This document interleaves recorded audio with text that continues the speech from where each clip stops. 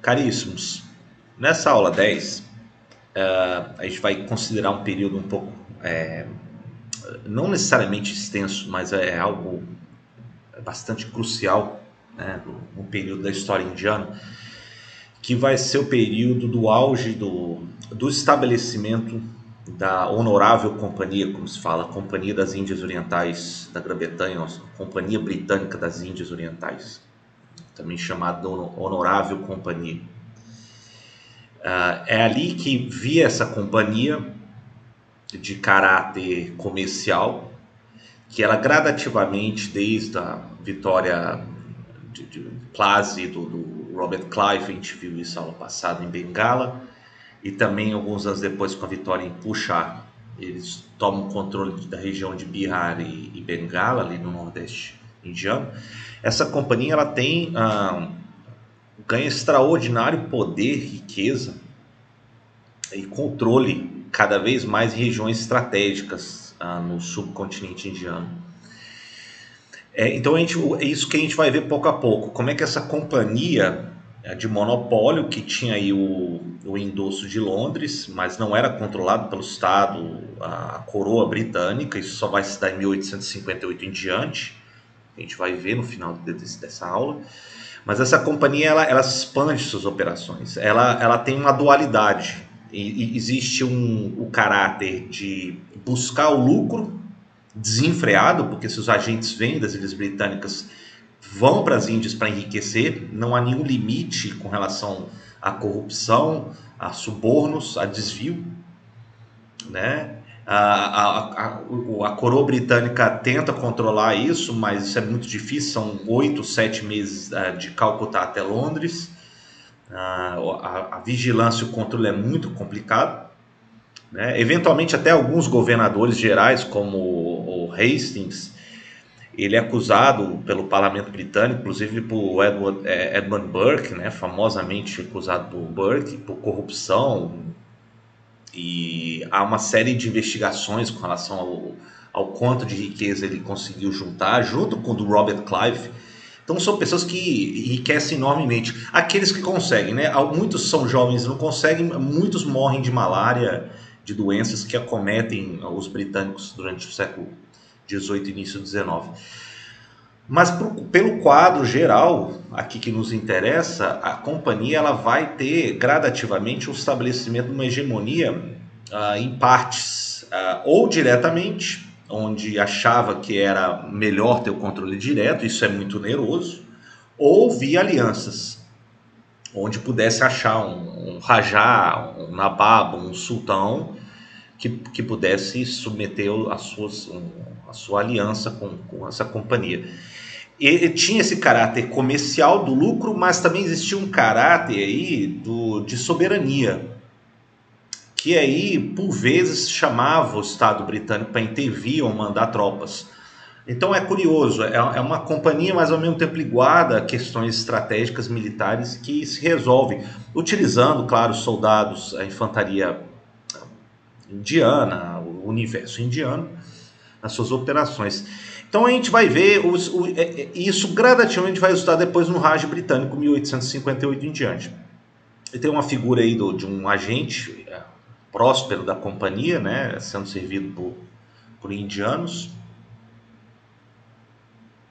O que eu achei interessante, e o mapa nos vai ajudar primeiro a entender isso, é que até em meados do século XVIII, você tem um estabelecimento de 3 presidências, né, que vão direcionar a administração, a de Bombaim, ou Mumbai, Madras, aqui a partir do Forte São Jorge, hoje Chennai, né, e também a parte da costa de Orissa aqui, e a capital, né, a sede da Companhia das Índias Orientais, o governo geral, que, digamos assim, no Forte de William, em Calcutá, que vai, grosso modo, vai controlar a receita alfandegária vindos do Ganges, por terras do Bihar e também da região de Bengala. A gente vai ver também que existem muitos conflitos que vão ser gerados entre a companhia com rebeldes, lideranças indianas diversas. Uma delas vai vir de Mysore, né? Inclusive tinha se aliado com os franceses no século XVIII, aí depois, ao fim das pretensões francesas maiores, pelo fim da Companhia Francesa das Índias Orientais, no final do século XVIII, e também, principalmente, dos Marathas, da Confederação Maratha. Essas vão ser as primeiras guerras, grandes guerras, que a Companhia Britânica vai enfrentar de 1756 até 1818, né, quando há fim dos conflitos com os Marathas. Então, primeiro vem de Mysore, né? Primeiro sob a liderança de Hyder Ali, uma pintora bastante, um retrato bastante orientalista aqui, e depois a sua sucessão por Tipu Sultan, né? São os sultões de Mysore. Aqui tá o mapa eu vou diminuir minha figura aqui. Tem um mapa das máximas extensões de Mysore, do sultanato de Mysore em 1780. Mysore, ele tinha combinado, tanto o Hyder Ali quanto o Tipu Sultan, que está retratado, que é inclusive no seu famoso trono de tigre, né, que é chamado tigre de Mysore. Eles combinam muito bem táticas que tinham aprendido, incorporado com os franceses no passado, da cavalaria ligeira, né, e uso de guerrilha, coisa que os marathas também vão organizar muito bem. E isso vai ser uma resistência boa contra os avanços do exército da Companhia Britânica. Então essas guerras vão perdurar por bastante tempo, né, durante aí, os fins do século XVIII, até eventualmente os britânicos conseguirem submeter eles a um sistema de aliança supervisionada, né, preservam a autonomia fiscal, a autonomia da soberania, desde que eles remetessem, em última instância, a lealdade com a companhia e a entrega da sua capacidade militar. Então eles seriam uma espécie de vassalos, né, entregando a suzerania aí para a Companhia Britânica. Isso é muito importante a gente entender. Por quê? Porque a gente acha que a dominação britânica se deu de maneira indireta. Não, ela foi trabalhada por etapas. E ela se deu em boa parte por maneiras indiretas, buscando elites locais, nesse caso e depois os futuros sultões de Mysore, como também entre os Marathas e o Nissan de Hyderabad, mais ao norte. É justamente trabalhando em cima da lealdade dessas lideranças que a companhia vai reger boa parte da Índia. Por quê? Porque a companhia, a gente tem que entender, antes de tudo funcionava uma lógica de uma companhia comercial. Ela não desejava ter um controle direto. Isso teria custos militares, custos administrativos. Então, eles herdaram um sistema que até os mogóis tinham trabalhado, né? Que é aquele sistema de você buscar alianças locais, e aí ultimamente amarrarem ele em alianças maiores, preservando as suas autonomias locais, de regência, de obrigações fiscais e obrigações militares. E daí que vem o governo os primeiros governos gerais da companhia, né? Primeiro o de Hastings, de 73 a 85, 1773 a 85. Depois vai ser seguido pelo de Cornwallis, né? O Cornwallis é aquele que tinha rendido a derrota frente aos americanos na batalha na América do Norte, né? E o Cornwallis ele tinha aprendido com a derrota frente aos americanos, de que ele deveria negociar melhor com os regentes locais. E a Índia já era um local de grandes lucros para a companhia. Então ali ele deveria ser muito mais cuidadoso do que ele foi com relação aos americanos, que eventualmente, sabemos, conseguiram sua independência depois de guerras contra os britânicos. O Cornwallis, inclusive, ele vai implementar uma série de reformas políticas e jurídicas, e a gente vai ver aqui logo depois, mas um deles vai ser o Código de Cornwallis. E o Código de Cornwallis, ele propõe o princípio dos assentamentos permanentes, que é uma espécie de achar soberanos locais e fechar com eles acordos para que eles supervisionem a autonomia fiscal, a autonomia política e militar local, desde que eles entregassem isso ultimamente à Companhia Britânica. Então é o que eles chamavam do zamindar. né? Os zamindar esse sistema de achar então regentes locais que submeteriam esses últimas lealdades, mas manteria as autonomias locais. É isso que eu estava trabalhando com vocês agora um pouco antes, nesse conceito. Tá, deixa eu só pegar aqui algum. Durante o período de Cornwallis e Hastings, eles chamaram um jurista que depois ele vai, um grande linguista, que vai ser o William Jones, que está aí retratado. O William Jones, ele vai estudar, primeiro ele é um poliglota muito talentoso, ele aprende os acessos ao sânscrito, ao persa, enfim. E aí ele começa a trazer muitos estudiosos para estudar os costumes, as leis, para que seja compilado um código jurídico para melhor entender e melhor julgar os casos entre muçulmanos, entre hindus e por assim vai, uma pletora que compunha o universo indiano. William Jones, ele é famoso por depois escrever um livro que ele vai identificar as raízes do sânscrito e de umas línguas da região da Ásia Central com as línguas indo-europeias. Então, ele é muito famoso por essa obra. Mas o que nos interessa aqui é o fato de que ele também vai fundar a Sociedade Asiática em Cálcuta. E junto com isso, em Varanasi, depois em Allahabad, ele também em Benares, e como na época Varanasi é chamado Benares, em Allahabad, ele também vai reunir muitos estudiosos muçulmanos, sábios hindus, para compor esses códigos jurídicos, né, mais bem estabelecidos, que depois vai resultar no grande sistema de Cornwallis. É nesse período que a gente tem a primeira grande onda do orientalismo, né? São aqueles britânicos da primeira geração que vêm com uma grande admiração pela cultura indiana. Eles tentam entender e sistematizar isso. Então, todos estão preocupados em entender os costumes milenares, eles vão buscar a questão do entendimento das castas, do código de Manu, entre outros. Eles vão trazer a tradução das Puranas, né, dos grandes épicos hindus, e por assim vai. Então é interessante porque é esse primeiro momento do orientalismo que visava sim um controle maior jurídico, social, só que ainda tinha uma grande paixão nessa sociedade asiática pelo que era considerado milenar do passado.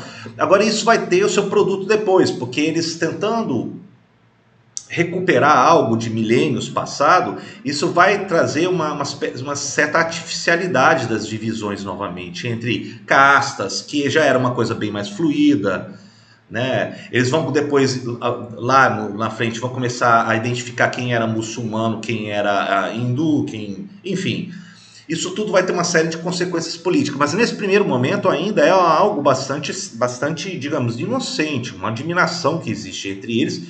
Essa primeira geração são grandes estudiosos, grandes orientalistas, que depois vai começar a se transformar em uma coisa muito mais arrogante, impositiva, de que não, os britânicos são então os descendentes daqueles árias que vieram e dominaram, assim como os muçulmanos vieram e dominaram toda a população indiana e hindu, e por assim vai. Né? Mas nesse primeiro ainda é um processo ainda de assimilação do universo indiano para os estudiosos europeus. Né? Então a sociedade asiática ela representava muito isso.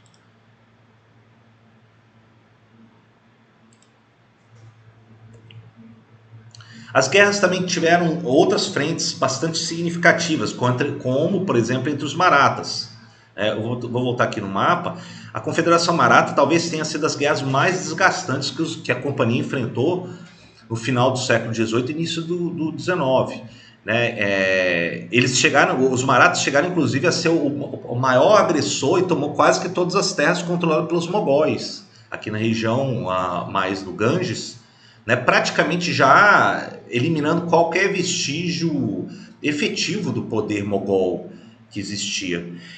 E os britânicos, já presentes aqui em Bihar e em Bengala, eles notaram o avanço dos Marathas e eles começam então a enfrentar os Marathas. Então essas guerras contra anglo-marathas, elas vão ser bastante notórias, né? Até 1800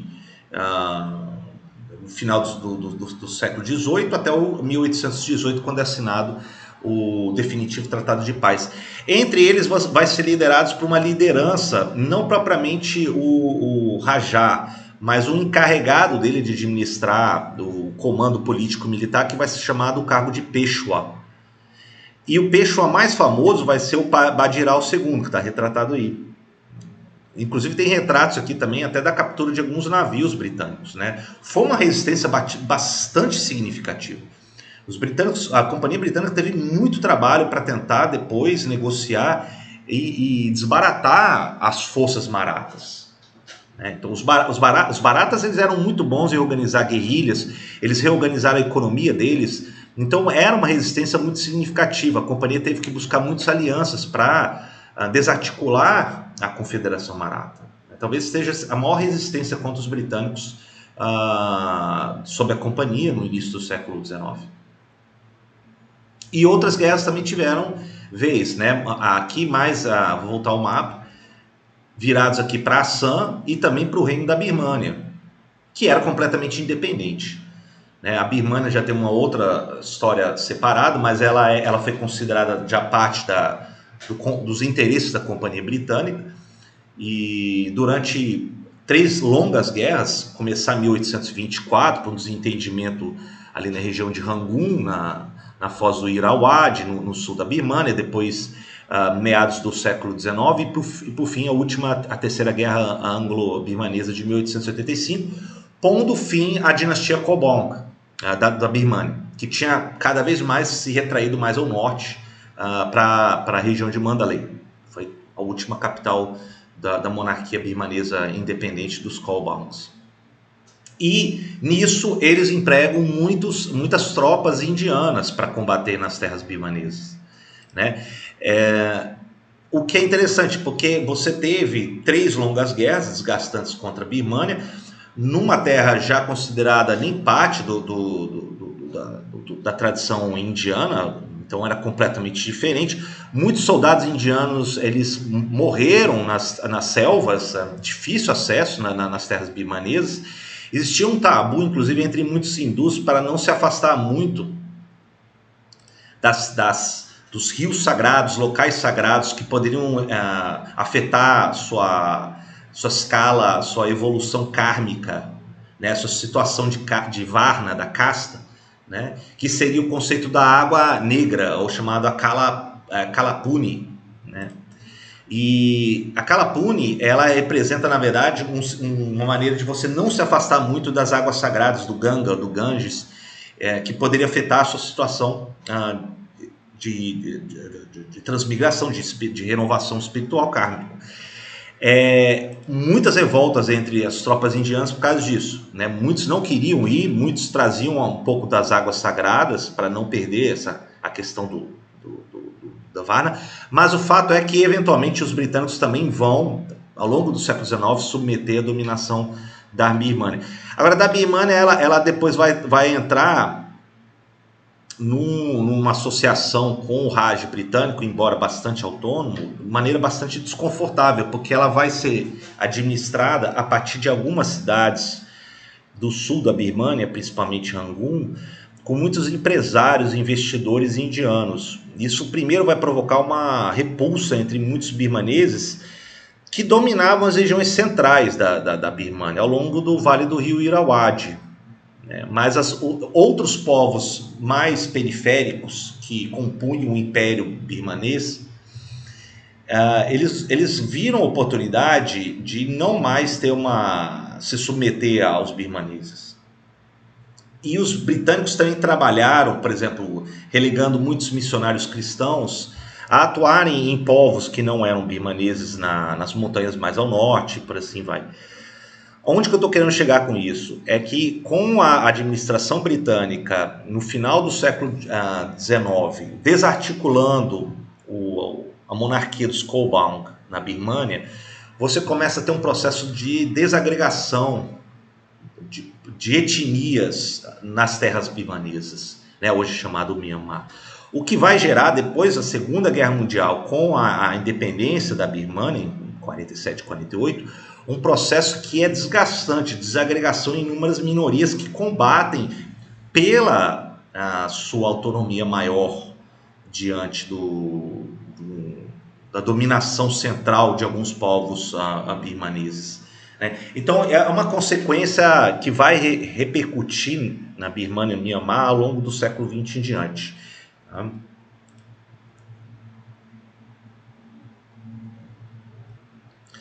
Bom, depois vai vir uma mudança de mentalidade do governo geral gradativamente ao longo do início do século XIX em diante. Né? Você tem, por exemplo, já no governo de Rawdon, a implementação de ideias que vinham lá de Bentham e depois pelos escritos de James Mill, que escreve inclusive a grande obra a História da Índia, em que ele identifica 3 grandes fases: a fase dos árias, hindus, né? Depois vai vir povos muçulmanos, então seria a Índia hindu, a Índia muçulmana e depois a Índia britânica, como se fosse uma série sucessiva de dominações de povos que estabelece dominação sobre boa parte da população indiana. James Mill, ele é muito famoso por pregar as ideias também do utilitarismo de Bentham, em que ele acha que o ensino das antigos costumes, leis hindus e muçulmanos não era de grande valia para a melhor administração colonial da companhia. Então ele achava que era melhor já implementar a reforma educacional de ensino de matérias chamadas úteis, que eram as engenharias, a administração, terminar os estudos dos clássicos, começar a promover o que foi feito gradativamente, o inglês a ser ensinado nas escolas. E isso vai gerar uma geração de que eles acham também, muitos não religiosos, mas muitos religiosos que começam a enxergar que a cultura indiana ela é atrasada, de que os britânicos deveriam então trazer a luz da civilização, trazer os valores úteis da civilização para modernizar e dar mais lucro à companhia britânica. E isso é uma mudança de mentalidade da primeira geração que eu falei para vocês anteriormente, do William Jones, da Sociedade Asiática. E vai sendo gradativamente implementados, né, durante o governo geral de Rawdon em diante. Né? É durante esse período também que haverá alguns conflitos com o reino nepalês. Né? Aqui, vou voltar lá no mapa, só para situar aí. O reino nepalês, que já situados nas montanhas, no Himalaia, mas existia já larga dominação em algumas terras mais baixas, que eles chamavam até a intermediação das terras altas e baixas, não as planícies em si, mas as terras mais baixas das cordilheiras, chamados terai, eram terras em que eles conseguiam extrair alguns cultivos úteis, mas que não eram regiões onde eles não iam porque era tomado pela malária. Eles viviam nas terras altas. Né? Eles também tinham já o controle do Vale do Katmandu. O Vale do Katmandu, na verdade, era o vale mais estratégico que fazia a transição do sul da região das terras baixas da Índia, em Bihar, com o Planalto tibetano ao norte. E aí conseguia intermediar o comércio da lã, né? Inclusive a pashmina, muito valorizada, outros produtos, inclusive o ouro tibetano, trazendo isso para as terras baixas indianas. Então o Vale do Katmandu é por onde passava isso, e a partir daí que estabeleceu-se, nos séculos anteriores, o reino nepalês. Né? Agora, começou a ter conflitos com relação ao fato de que a Companhia Britânica queria controlar essas rotas para chegar no Planalto tibetano. Né? E alguns administradores regentes, primeiro da dinastia dos Shahs, né? Não confundir com os Shahs persas do século XVIII, eles começam a enfrentar representantes britânicos e aliados que vinham nas terras nepalesas, e eventualmente há o estouro da guerra. Um deles, que vai ser o Muktiar, que eles falam, Muktiar, melhor dizendo, do reino nepalês, vai ser o Bhimsen Thapa.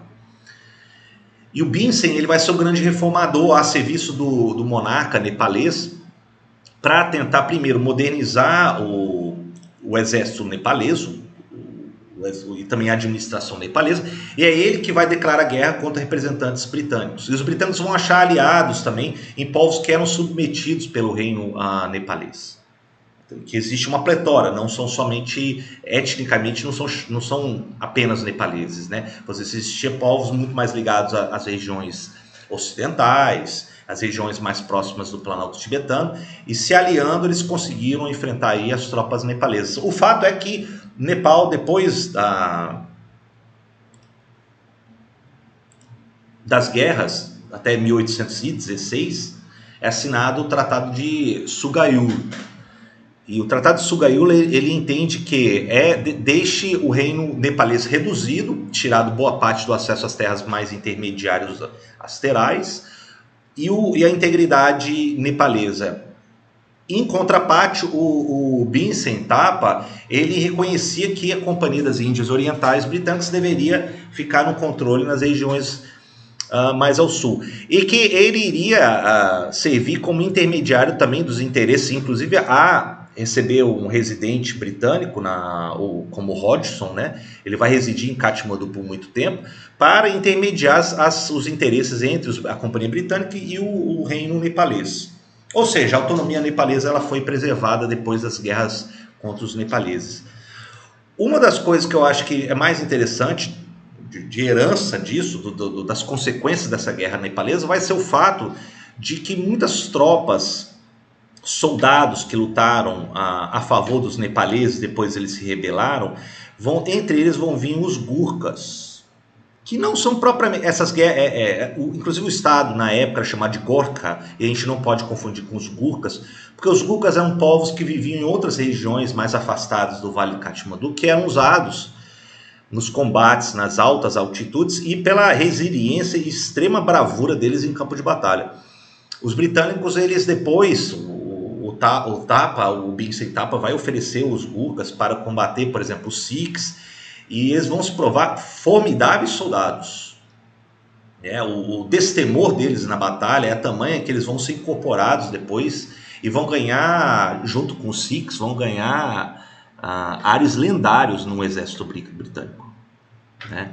Então essa é uma das consequências, simplificando, das guerras anglo-nepalesas, assim por diante. No período do Lord Bentinck, que vai ser de 1828 a 1836, você tem ainda mais a atuação do combate aos costumes nefastos ou considerados retrógrados da tradição indiana. Um deles vai ser a proibição de casamentos infantis, a imposição do ensino da língua inglesa nas escolas, e principalmente a proibição da imolação feminina, quando o marido morria na pira funerária, que era chamado sati. Durante o período de Bentinck também a gente vê muitos elementos evangélicos, conservadores britânicos que chegam na Índia e querem abolir os costumes do passado indiano. Se por um lado a gente considera o costume da autoimolação forçada das viúvas se jogarem na pira funerária do marido, por outro lado existe um problema, porque a imposição dura dos valores cristãos sobre os valores indianos vai começar a gerar ressentimento de muitos da população indiana, que, por exemplo, não entendem por que eles não podem adorar seus tradicionais deuses, ou o sistema de castas, que eles estavam começando a questionar, sim, e haverá até tentativas de reforma nisso, a gente vai ver nas aulas posteriores, mas a imposição de valores cristãos, questão de civilizacional, isso é muito complicado na Índia a partir do governo de Bentinck em diante. Isso vai começar a gerar um desgaste da legitimidade da Companhia Britânica pelas terras indianas. Né? Outras guerras haverão, além das nepalesas que eu falei. Então, uma delas vai se dar com os Sikhs. Os Sikhs a gente viu que foi uma religião fundada no século XVI, no caso, por Guru Nanak, no século XVI aqui, desculpa, só tive um momento de interrupção breve aqui, e que, claro, depois isso com o tempo, com aquele elemento da formação da disciplina, da Khalsa, né, da lealdade, da disciplina dos Sikhs, eles eventualmente, no início do século XIX, eles vão começar a organizar um estado que vira um império, o Império Sikh, sob o Ranjit Singh. O Ranjit Singh depois ele vai controlar toda a parte da passagem de Ladakh atual, de Uttarakhand, para o acesso ao Planalto tibetano, que era muito lucrativo. Assim como a gente considerou aí das rotas que passavam pelo Vale do Katmandu para o Planalto tibetano, o Ranjit Singh e o Império Sikh vai chegar a controlar essas rotas aqui um pouco mais para o oeste. Os britânicos eles vão ter muita dor de cabeça, né, com o Ranjit Singh e seus descendentes, né? Haverá uma série de batalhas, inclusive aqui eu trouxe a Batalha de Gujarat, né, que vai ser praticamente a das últimas que os britânicos vão enfrentar contra os Sikhs, e é assinado o Tratado de Amritsar de 1849, né, incorporando os Sikhs, a região do Punjab, como a fronteira noroeste da dominação da Índia, que estava sob a Companhia Britânica, e que, junto com isso, haverá uma outra consequência maior, porque dali você tem a ascensão do Gulab Singh, que tinha se aliado a Ranjit Singh com a morte de Ranjit Singh, depois com as derrotas do Império Sikh. O Gulab Singh aqui retratado, ele vai buscar, ele tem a aceitação da Companhia Britânica de governar a região do que hoje é Jammu e Caxemira. E ele estabelece então, ele sendo hindu, tá? Ele estabelece então uma dinastia, que vai ser a dinastia Dogra. Retém essa informação, porque a dinastia Dogra, que é com assentimento dos britânicos, e que hindus, né? Ele é um descendente dos Rajputs lá, que tinha servido a Ranjit Singh, estabelece na região de Jammu e da Caxemira, vai estabelecer uma dinastia Dogra hindu, numa região que depois vai ter larga população muçulmana, que vai dar terríveis problemas depois da independência da Índia em 1947 em diante. Então retém essa informação, né, do Gulab Singh e o estabelecimento da dinastia hindu Dogra aí, a partir de meados do século XIX.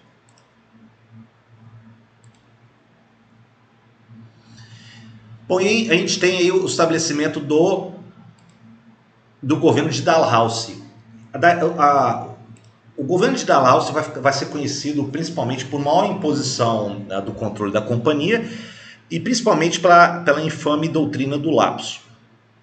O que é a doutrina do lapso? A doutrina do lapso significa o seguinte: se existe um regente, mesmo um Zamindar, que tinha aliado a coroa, a companhia, e se não tivesse um herdeiro claro, ou incapacidade de ter um herdeiro claro para a sua regência, o seu trono local, seja um rajá, seja um nababo, seja um sultão, enfim, a companhia iria designar alguém para administrar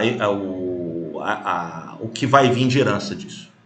Então essa é a doutrina do lapso, entendido o lapso de que não haveria uma herança clara, então a companhia iria indicar alguém para reger a herança e a sucessão. Bom, isso vai começar a gerar uma série de revoltas. Regiões, por exemplo, bastante populosas na Índia, na região ali hoje do Uttar Pradesh, que é a região de Awadh, antigamente chamada de Awadh, tá? E hoje Awadh, começa a ter uma série de revoltas. Vou botar aqui o mapa para vocês. A região de Awadh vai ser essa região aqui, né? A capital que era o reino da Awadh, que era em Lucknow. E aqui você teve um regente que era o Wajid Ali Shah, vai ser o último regente de Lucknow e do reino de Awadh. O Wajid Ali Shah, ele é um que representava, na verdade, um grande patrono das letras, da cultura da região. A corte em Lucknow era considerada as mais sofisticadas da Índia da época. Ele era muito pródigo em financiar teatros, danças, composições que na época se compunham muito ainda na língua persa. Então estamos vendo os últimos momentos aí do que era a valorização da cultura das letras persas, que era valorizado durante a dinastia mogol. E o Adid Ali Shah talvez seja um dos últimos grandes representantes dessa valorização cultural persa, do que restava do reino de Aoud. E esse regente, depois ele chega a ficar doente, né? Eu tenho até outra figura dele aqui. Não. Deixa eu só achar aqui. Aqui. Tem uma foto dele. Depois dele morrer, você tem um problema da doutrina do lápis, né? De que não há um herdeiro claro. E isso começa a provocar revoltas. Na região, muita gente vem da região de Aoud, de Awad, né? Também em Meerut começa a ter a revolta de militares que serviam oficiais britânicos, que eles já não queriam respeitar a situação de quem era muçulmano, quem era hindu. Quem era de casta determinada não poderia dividir o local de refeição com quem era considerado de castas menores. O desgaste com as campanhas birmanesas, né? A falta de comunicação de oficiais britânicos com os soldados indianos, a questão da doutrina do lápis sendo imposto pelo regente de Aoud. Tudo isso vai gerar uma situação em que alguns militares começam a se amotinar em Meerut, aqui nas regiões. Deixa eu ver se eu tenho um mapa melhor aqui. Não, esse mapa. A região de Meerut, aqui já próximos de Delhi, mas também a região de Lucknow, de Kanpur, né, que vão começar a ter grandes motins sobre isso, né? As regiões de Aoud e depois as regiões próximas de Delhi começam a pipocar uma série de revoltas civis e militares, né? Vindos da teoria do lápis.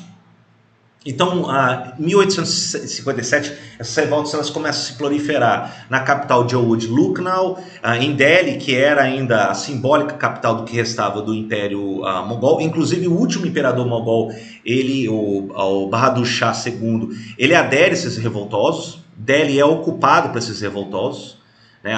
O forte ali em Delhi, ele é tomado junto com o Paiol, né?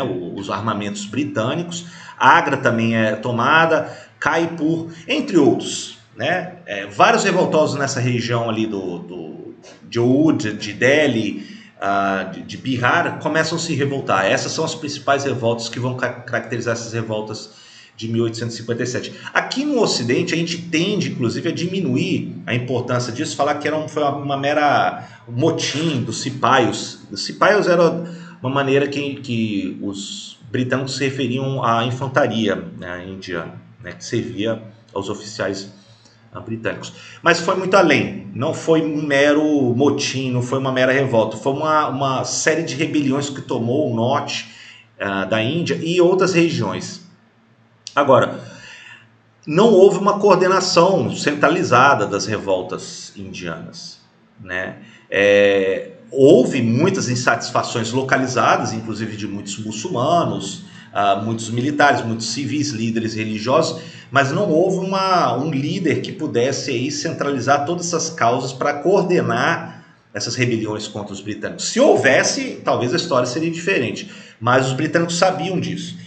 Os britânicos, por exemplo, usaram muitos Gurkhas ali vindos do Nepal, muitos Sikhs para combater esses revoltosos, né? Então, 1857 em diante, já praticamente havia sido dominado boa parte dos revoltosos. Eu gostaria apenas de mostrar para vocês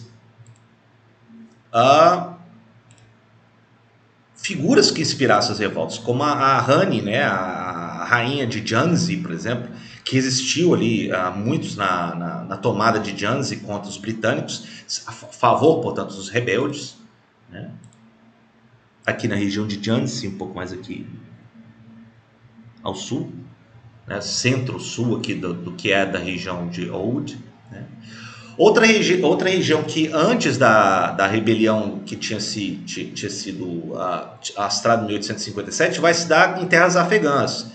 Na verdade, eu até tenho que voltar um pouco, porque a região dos afegãos também era extremamente problemático. Isso resultou depois no estabelecimento da fronteira noroeste indiana, né? Então a gente tem que voltar aqui em 1839, 10 anos antes da Batalha de Gujarat.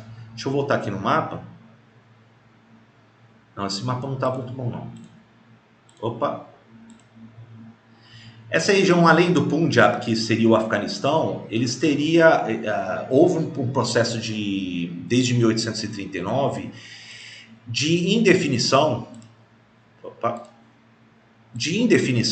sobre a sucessão local. E, eventualmente, os britânicos acham que um dos líderes afegãos na época, que vai ser o Shah Durrani, o Ahmad Durrani, ele tinha se mostrado muito próximo aos interesses dos russos. E se os russos tomassem essa região das terras afegãs, isso abriria uma porta via o passo de Khyber para a passagem noroeste para dominar a região norte indiana. Então não era interesse dos britânicos terem Durrani como próximos dos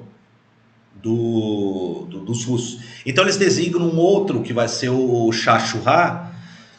E o Shah Shuja, ele vai se instalar na região, né? E eventualmente que é a batalha de Ghazni, iniciando as batalhas anglo-afegãs, né? A primeira guerra vai durar de 1839 a 1842.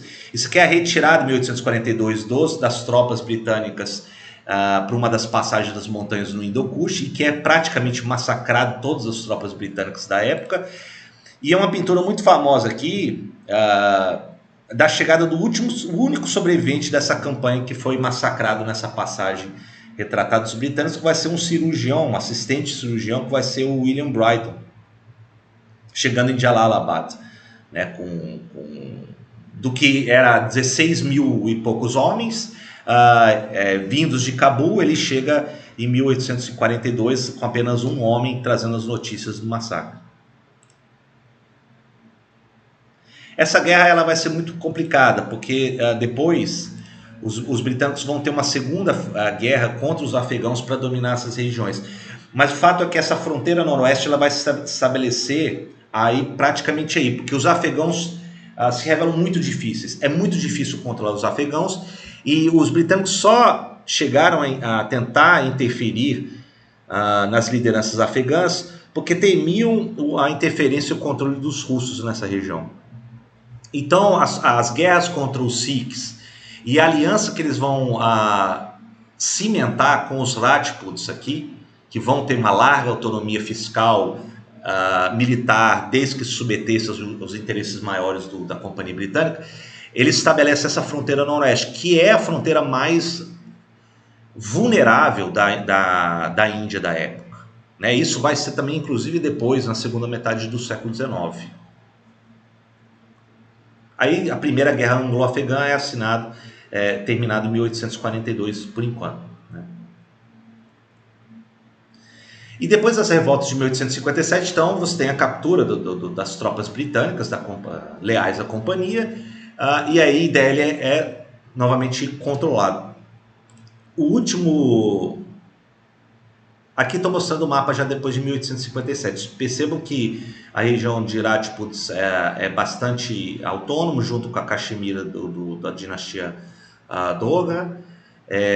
O Nissan de Hyderabad de Mysore também é preservado sua autonomia, entre outros principados, que a gente fala principados ou estados principescos, que vai ter a sua autonomia respeitada mesmo depois das reformas de 1857.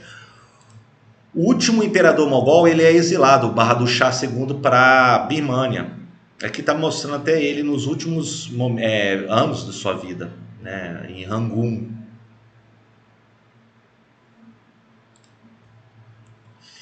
E aí começa a ter uma série de reformas dos britânicos. Primeiro, entendendo as falhas, as vicissitudes, a corrupção da Companhia das Índias Orientais Britânicas, né, na Índia. A revolta em larga escala foi entendido com preocupação em Londres, E aí em Londres pensou-se então em tomar a administração da Índia, e em 1858 então foi aprovada a lei do governo da Índia. Essa lei de 1858, ela vai designar vice-reis que vão ser apontados pelo parlamento e no caso, a rainha Vitória, para governar a Índia, ainda em Calcutá. Depois vai ser transferido para Delhi, capital do Raj britânico, né, o período do Raj. E a Índia, então, ela é inserida no Império Britânico, né? Sabemos um famoso momento em que a Rainha Vitória, em 1876, ela é coroada como a imperatriz da Índia. Isso é um momento já mais simbólico. Mas o fato é que a Índia, ela passa então a fazer parte da coroa britânica. Novamente, antes que eu termine a exposição aqui com vocês, entendendo que haveria controle direto daquilo que a companhia deixou de herança, inclusive muitas dívidas para o Estado britânico. O Estado britânico vai tentar reverter esses prejuízos com plantações de monocultura, que vai se revelar desastroso em termos de fome em várias partes da Índia, na segunda metade do século XIX, principalmente no norte, no nordeste indiano. A designação de vice-reis, e vai estabelecer uma série de funcionários públicos, civil servants, como eles falam, a serviço do Raj britânico, que vai ser o Indian Civil Service, uma espécie de corpo de elite de funcionários públicos que seriam examinados nas ilhas britânicas. Alguns indianos muito ricos poderiam fazer esses exames, então haveria uma brecha para eles serem inseridos como administradores, um corpo de funcionários a administrar o Raj britânico. O fato é que, primeiro, o Estado britânico vai administrar. Segundo, eles preservam aqueles estados principescos aliados. Então, entre os Rajputs, você tem isso. Entre Mysore, em Hyderabad, entre outras partes da Índia, você preserva o estado principesco, o Rajá, o Sultão, o Nabab, submetendo-se, claro, à sucerania maior, militar, financeira, já aí no caso do Raj britânico. Então, não é que a Índia toda foi dominada diretamente, ela vai ter um processo aí de intermediação dependendo da região. Eu gostaria, antes de me despedir de vocês dessa parte, eu sei que foi bastante longa a exposição, esse aqui é o mapa do que foi a Índia já em 1858. A parte mais rosada é a parte mais diretamente controlada pela coroa, inclusive a Birmânia, né? Que foi resultado depois, isso aqui já praticamente depois de 1885, um controle já mais direto do Estado britânico. Mas você tem a região controlada de Bengala, a região de Bihar, a região aqui do que era onde era em torno da capital mogol de Delhi, a região do Punjab, do que restava do Império Sikh, a região do Sindh, né? As regiões centrais do Deccan, tirando aí a autonomia de Hyderabad, a costa mais da costa canaresa, mais ao sul aqui, autonomia para Mysore também, entre outros, né? Então perceba que o que não está colorido em rosa não está diretamente controlado pelo Raj britânico, mas são aliados, né? Que são chamados os associados estados principescos aliados ao Raj britânico. É essa situação que a gente encontra, então, em suma, na Índia, 1858 em diante. A próxima aula, a gente vai considerar, então, o período do Raj britânico, de 1858 em diante.